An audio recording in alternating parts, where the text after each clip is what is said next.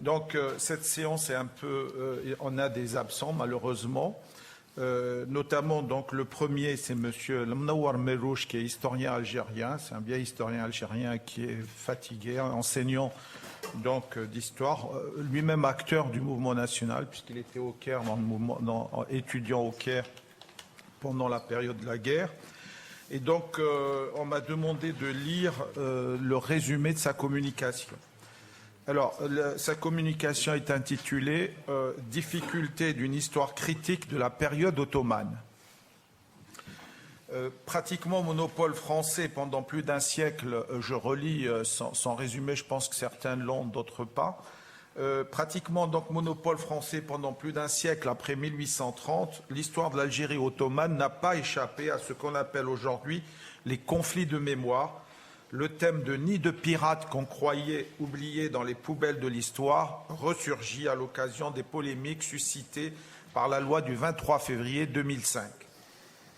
Plus fondamentalement et à quelques exceptions près, les travaux de caractère général sur cette période restent prisonniers des thèmes développés par l'historiographie française de l'époque coloniale. Le projet annoncé à l'indépendance de décoloniser l'histoire n'a pas porté ses fruits. D'une part, loin de s'atteler à forger des instruments adéquats à la connaissance de la société de son passé, on s'est souvent contenté de répondre au dénigrement colonialiste par une glorification du passé.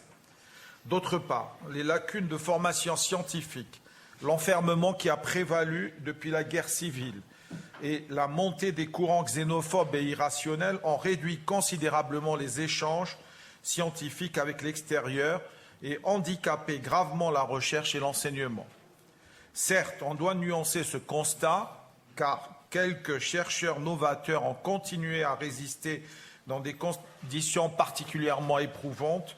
Il faut aussi saluer l'apparition à l'étranger, particulièrement en France, de quelques ouvrages intéressants pour cette période, même s'ils traitent généralement de sujets étroits ou relatifs aux Européens qui vivaient en Algérie, renégats, esclaves, marchands européens.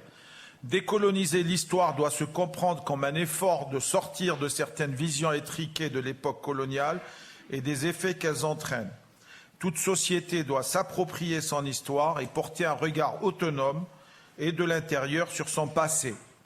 Cette appropriation nécessaire serait un terrible appauvrissement, une grave régression si elle récusait l'échange enrichissant avec l'extérieur et en particulier l'apport combien précieux de chercheurs et de penseurs étrangers libérés de cette maladie universelle qu'est l'ethnocentrisme.